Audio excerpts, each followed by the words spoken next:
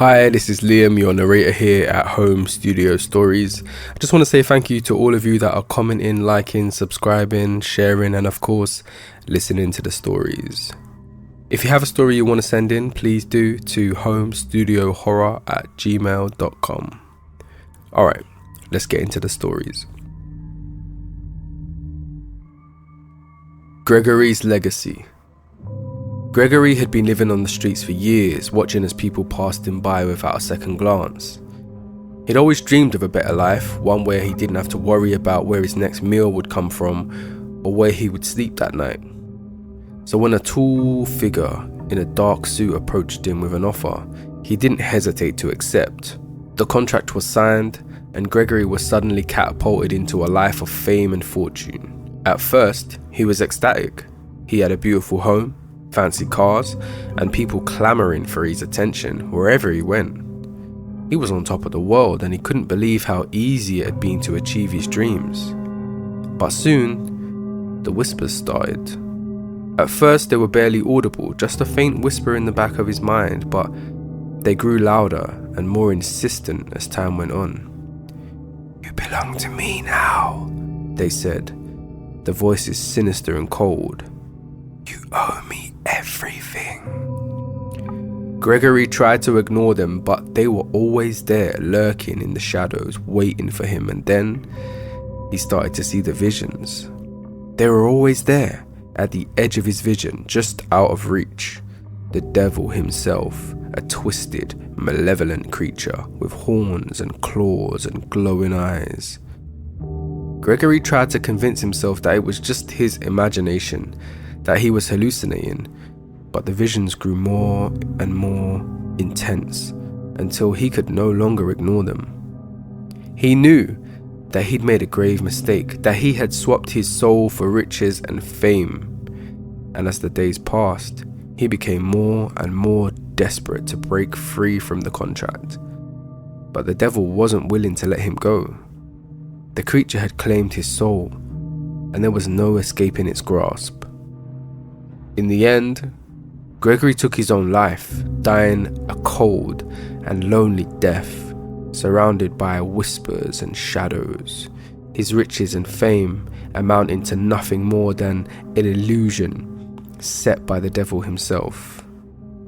And as the devil claimed his soul, he laughed in triumph, knowing that he had yet again claimed another victim in his never-ending quest for power and control. And Gregorys legacy was one of tragedy and horror, a cautionary tale of the dangers of making deals with the devil.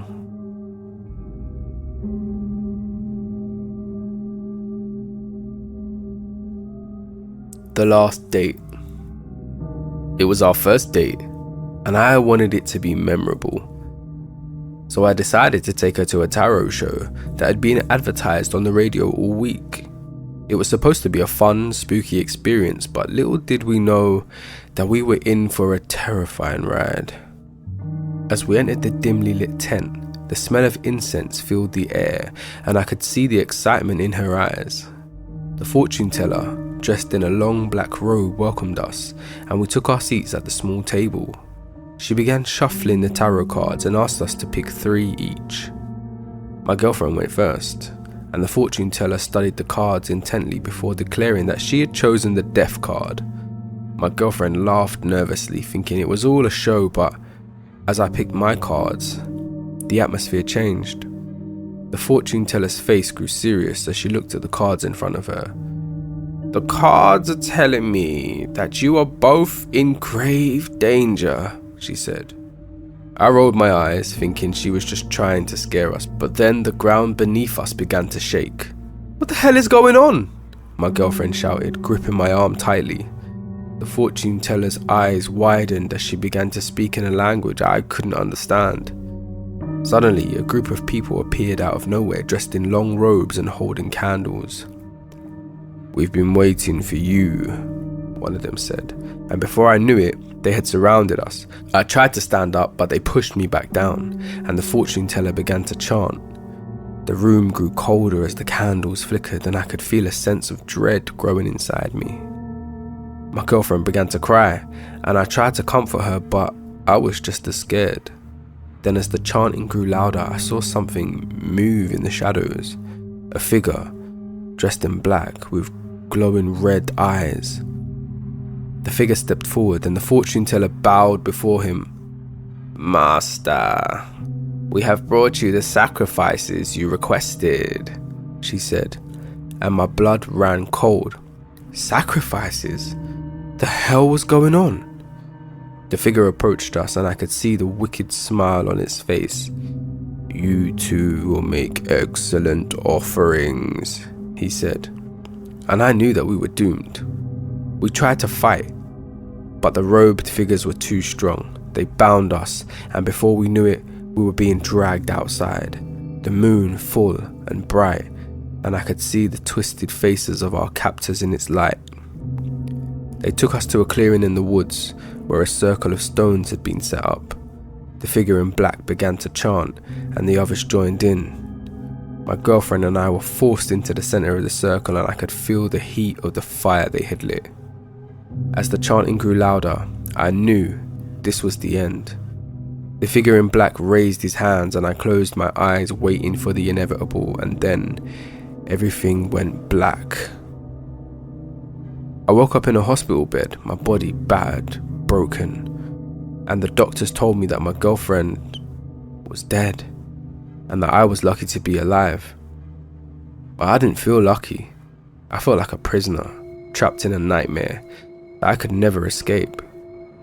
The memory of that night haunted me for the rest of my life, and I could never forget the terror I had felt as I watched my girlfriend being taken from me.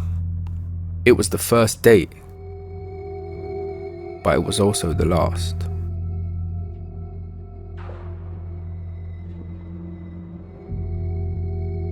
Eating up with the Joneses.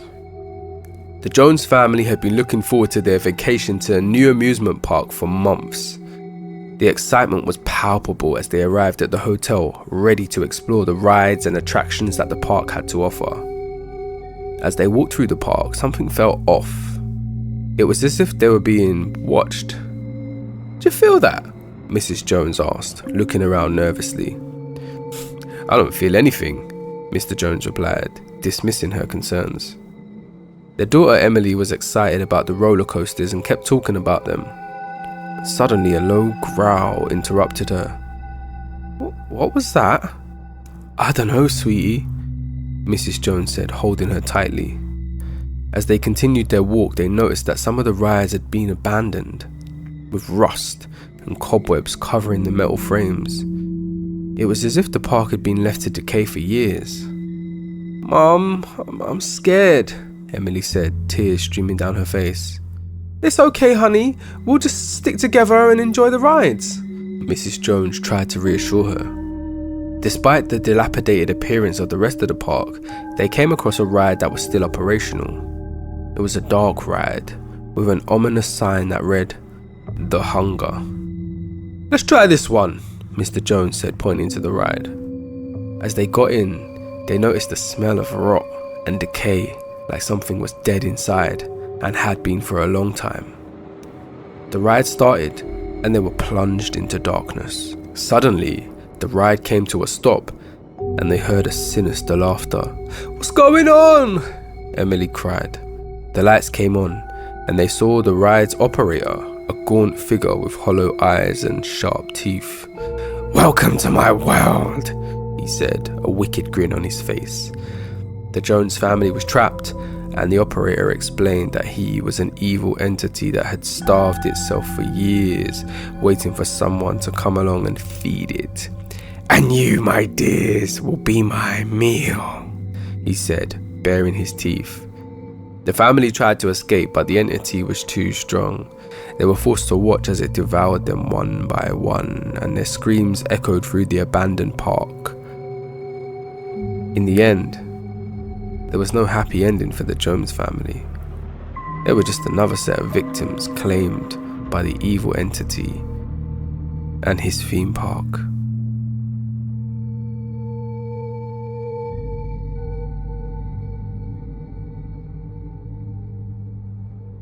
Samanthas Spirit.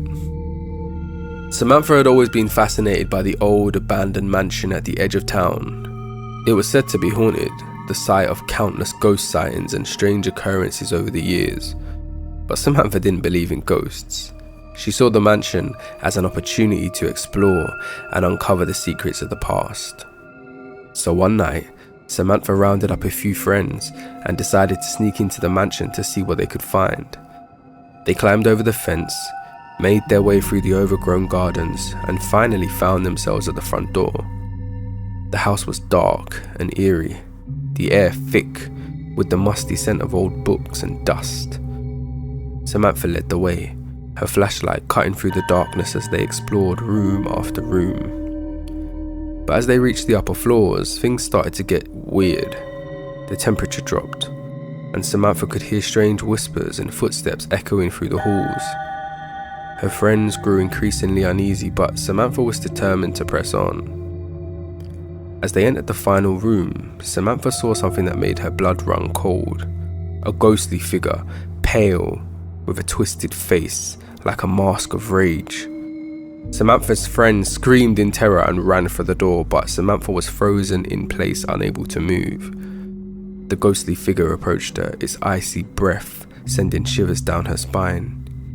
"You have trespassed in my home," it said, its voice echoing through the room. "Now you will suffer the consequences." Samantha tried to run, but the ghostly figure was too fast. It chased her through the mansion, its cold grip tightening around her as she stumbled down the stairs and out the door.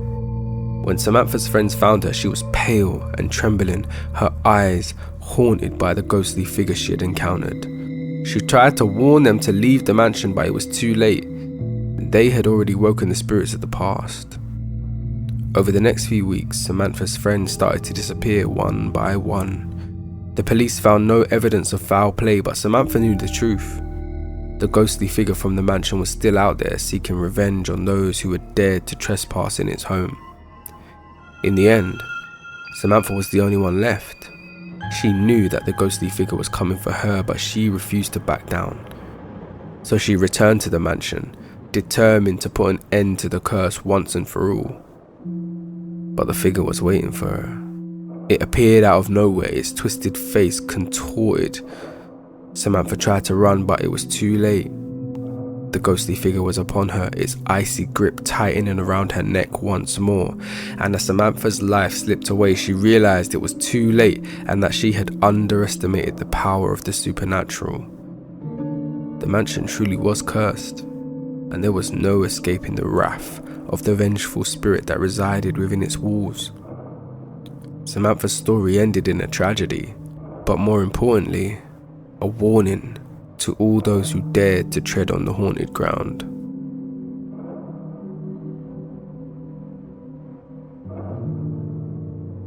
Friends of the Forest. It was supposed to be a relaxing weekend getaway, just 3 friends on a fishing trip in the forest, but things took a dark turn when they got lost on their hike. "Are you sure we're going in the right direction?" Jack asked, looking around at the dense foliage surrounding them. "I don't know, man," Mike replied, scratching his head. "This don't look familiar at all." They'd been wandering for hours, and as nightfall began, the forest grew eerily silent. Suddenly, they heard a rustling in the bushes. "Did you hear that?" Sarah asked, her eyes wide with fear.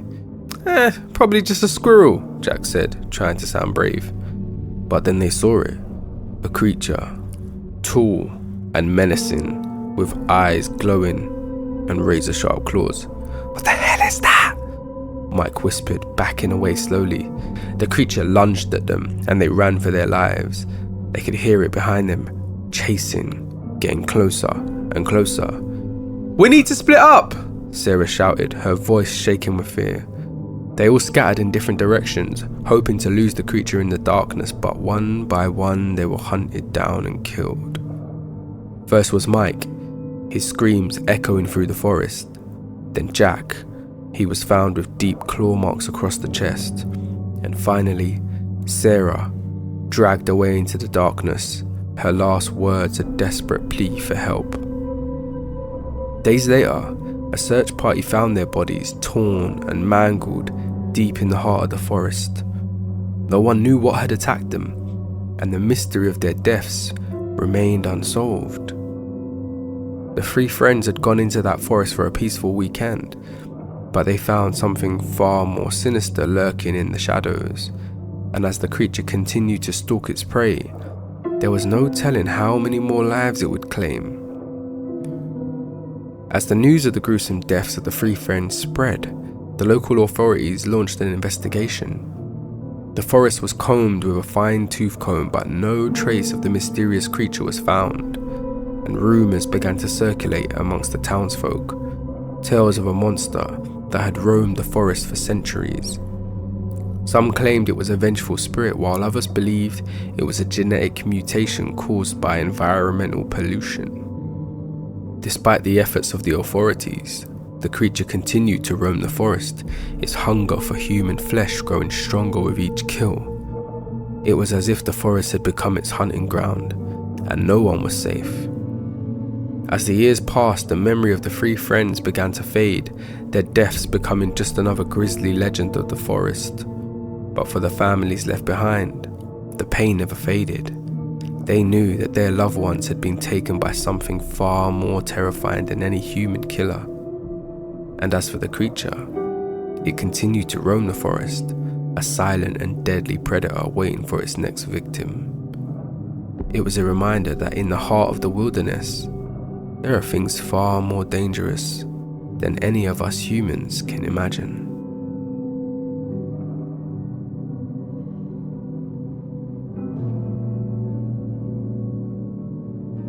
Jenny baby. I walked into the hospital nervous but excited to finally give birth to my baby girl. My husband, Tom, was by my side, holding my hand tightly as we made our way to the labour and delivery ward. As we walked down the hallway, I couldn't help but shake the feeling that something was off. The nurses and doctors all seemed to be staring at me with cold, empty eyes. Is it me, or does everyone just seem a bit strange? Whispered Tom. He looked around nervously. I don't know. Maybe it's just the stress of the situation, I said. But I couldn't shake the feeling that something was seriously wrong. As the labour progressed, the doctors and nurses started whispering to each other in hushed tones. I couldn't hear what they were saying, but their expressions made my blood run cold. And suddenly, the operating theatre lights turned out, and everything went dark. When I opened my eyes again, I was lying on a cold metal table. I tried to sit up, but my legs were tied down. What's going on? Where's my baby? I screamed, struggling against the restraints. The doctors and nurses surrounded me, their faces twisted into grotesque expressions of glee. Welcome, Jenny, one of them said, his voice deep and sinister. We've been waiting for you. What the hell's going on? Tom shouted, trying to break free from the grips of the cult members. But it was too late. They had already begun the sacrificial ritual. They chanted in an unknown language as they cut into my stomach, pulling my baby out and holding her up into the sky. I watched in horror and realized that these people were not doctors or nurses at all. They were part of some sort of demonic cult, and I had unknowingly walked into their trap. My baby's cries filled the room, but they fell on deaf ears. The cult members ignored her pleas for help and continued with their ritual. Tom tried to break free again, but they quickly subdued him. They took everything from me. My baby, my husband, my life. And as I took my last breath, I cursed the cult members, vowing to haunt them for eternity. But deep in my heart, I knew it was too late. The cult had won, and my baby girl would grow up without her mother, forever haunted by the darkness that had taken her from me.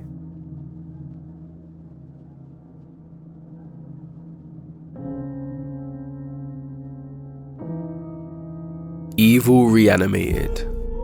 Dr. Michael Andrews was a brilliant scientist with a singular goal in mind: to create a device that would bring people back from the dead.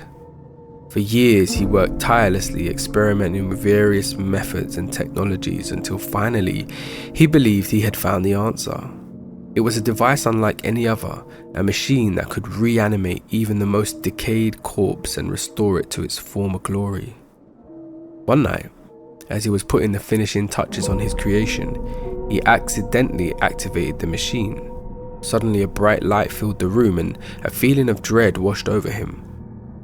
As the light faded, he saw something was kind of wrong. There was a figure standing in the center of the room, a man with a twisted, malevolent expression on his face. "What have you done?" the man said, his voice low and menacing. "Why have you brought me back?" Michael was terrified. "Who are you? What are you doing here?" The man laughed. "Don't you recognize me, Michael? I'm the reason you started this project in the first place. I'm the man you've been trying to bring back from the dead." Michael felt a cold sweat break out on his forehead. He'd heard rumors about a notorious killer who had died years ago but had never been caught. He'd always been fascinated by the case and had even considered using the killer's DNA in his experiments. But he had never imagined that he would actually succeed in bringing the killer back to life. "I didn't mean to bring you back," he stammered. It was an accident. I didn't know what I was doing." The killer grinned. "It doesn't matter. I'm back now, and I'm not going anywhere." Over the next few days, Michael tried desperately to undo his mistake. He worked tirelessly trying to find a way to reverse the machine's effects and send the killer back to the afterlife. But it was no use. The killer was too powerful, too determined to stay in the land of the living.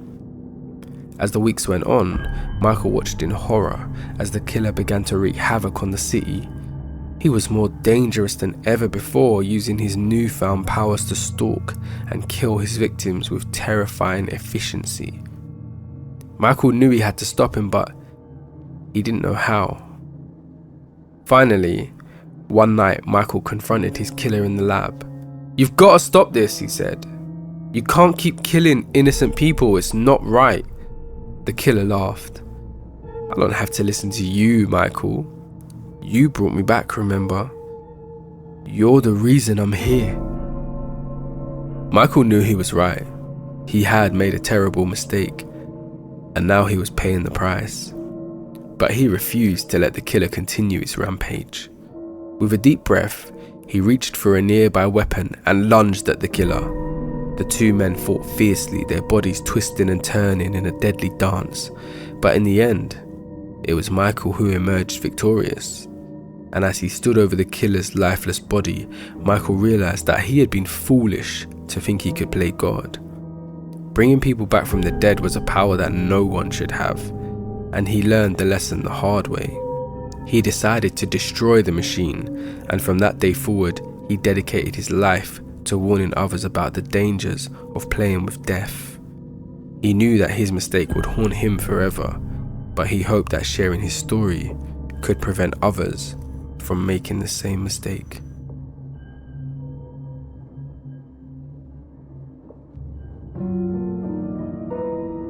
Last night in Bali.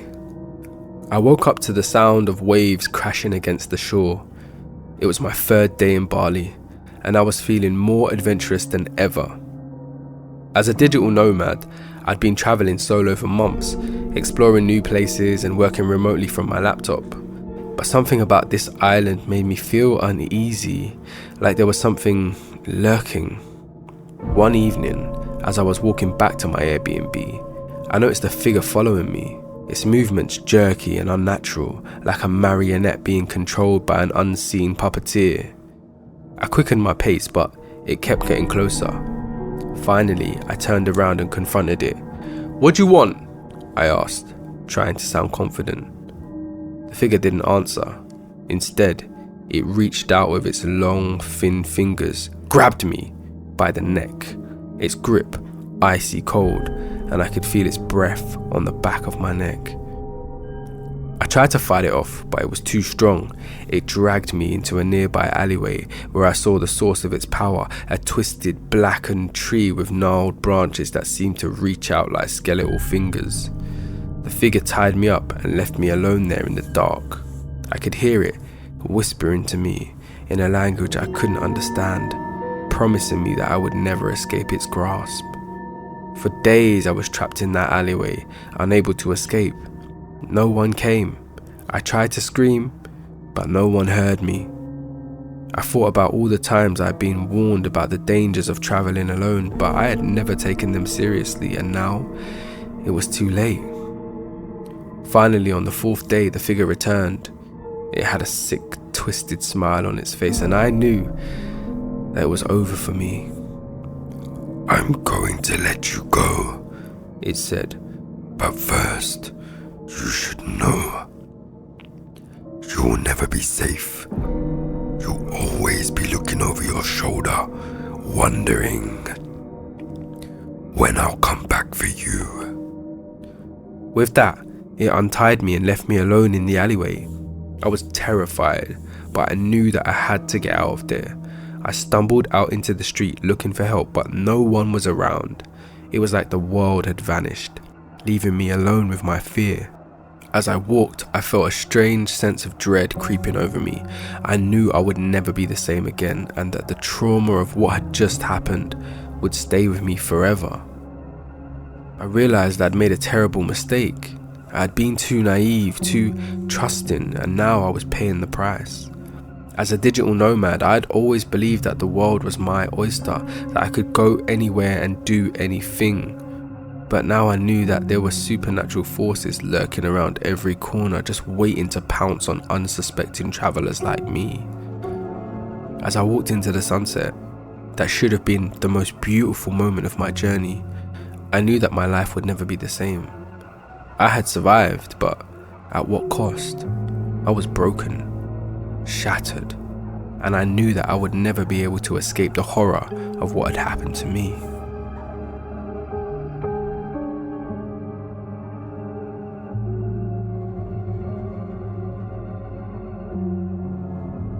Jerry and Hannah were best friends and classmates at Eastwood Elementary School. They always sat together on the bus, chatting and laughing, but one morning they were running late. As they rushed to the bus stop, they noticed that their usual bus was nowhere in sight. "Maybe it broke down," Hannah said, looking worried. Jerry shrugged. "Maybe.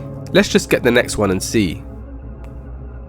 A couple minutes later, another bus turned up, and they climbed aboard and were immediately struck by how different this bus was. The seats were torn, and the windows were dirty, making it difficult to see outside. The driver was an old, decrepit man with a long, scraggly beard, and his eyes looked empty and devoid of emotion. Excuse me, sir. This isn't our usual bus. Where are you taking us?"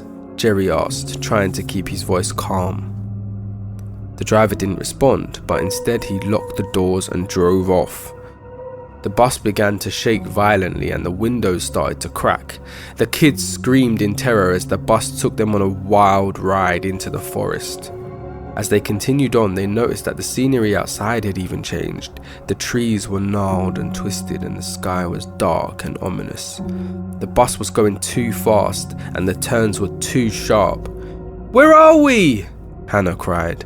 "I don't know," Jerry said, trying to keep his voice steady, "but I don't think this is our normal route." The bus suddenly came to a stop and the driver got out, leaving the kids alone in the bus. They tried to open the doors, but they were stuck. Panic set in as they heard strange noises coming from outside the bus.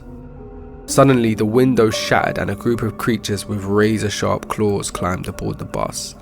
They were pale and skinny with sunken eyes and twisted limbs.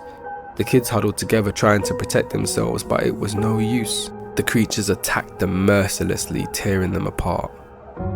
Days later, the police found the bus abandoned in the forest. The bodies of Jerry and Hannah never found, and their parents left to grieve the loss. The driver of the bus was never found either, and the mystery of what happened on that fateful day still haunts the town. The incident shook the entire community, and everyone was left wondering what had happened to the two young children. Some believed they'd been taken by a mysterious cult that was rumoured to lurk in the forest, while others thought that it was the bus driver who was involved in some way. The The families of Jerry and Hannah, of course, were devastated. They tried to find closure by holding a memorial service, but it was difficult to move on without knowing what had truly happened to their beloved children. As time passed, the memory of the tragedy faded, but the mystery remained unsolved. The forest where the bus was found became a place of fear and dread, with many people believing it was cursed. The tragedy had left a permanent scar on the town, and the loss of Jerry and Hannah was a reminder that some mysteries are better left unsolved.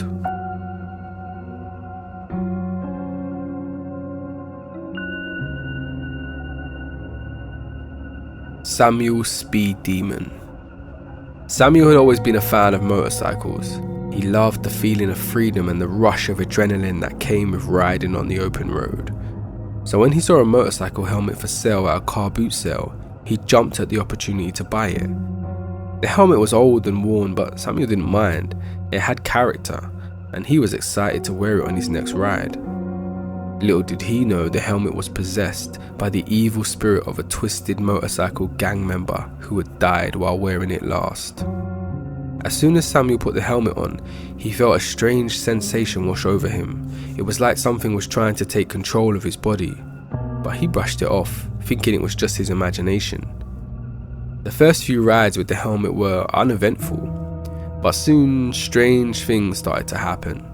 Samuel would hear strange whispers in his ear, and he felt like he was being watched, even when he was alone. One night, while riding home from a bar, Samuel felt the sensation again, but this time it was stronger.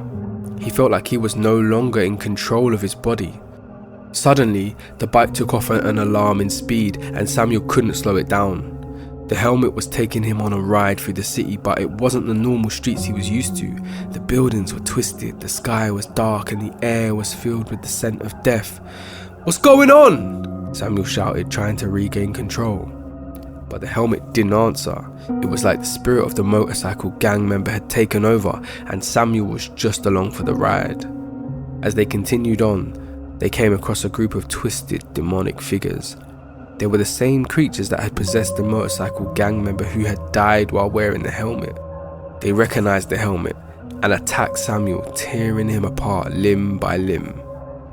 The next morning, the police found Samuel's body, torn to shreds on the side of the road, the helmet still on his head, but it was now empty, the evil spirit having moved on to its next victim. The car boot sale where Samuel had bought the helmet was shut down, and rumours spread throughout the town of the cursed helmet. Nobody knew where it had come from or what had possessed it, but one thing was certain: anyone who wore the helmet was doomed to suffer the same fate as Samuel.